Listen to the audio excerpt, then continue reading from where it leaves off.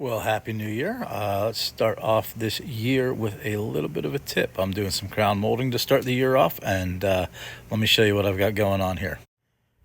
Anytime I'm doing crown molding, I need to figure out what the spring angle of the crown molding is. This just happens to be a 45-45, so it's not your typical one. A typical one, you're going to end up at 31.62. It's got an indent here.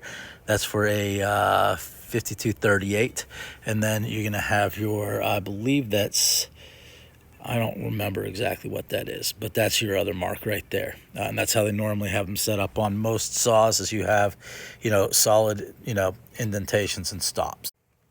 Now, whether you have those solid indentations or stops or not, that's really just set up for your perfectly 90-degree walls.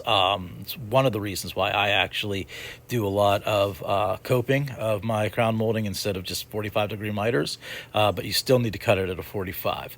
But this one is a 45-45, so let me show you that. So regardless of whether it's 52-38 or 45-45, I always like to make little blocks here on the saw. And so this piece is actually my outside left.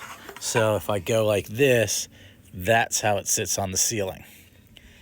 So this way I know that the fence needs to be on this side. It has what my bevel and what my miter is for my cuts here for my 90 degrees on this 45-45, and you can see I've got my that's my outside left, and this is my inside right. Now I have a similar one set up for the other sides, other pieces, and I usually just keep these pieces on the saw with me, because if you're running, or you have somebody else working with you, it's a very easy reference to have just to keep there. Also, I'm going to link and show some crown molding charts that are actually very helpful to have. I keep them on my phone.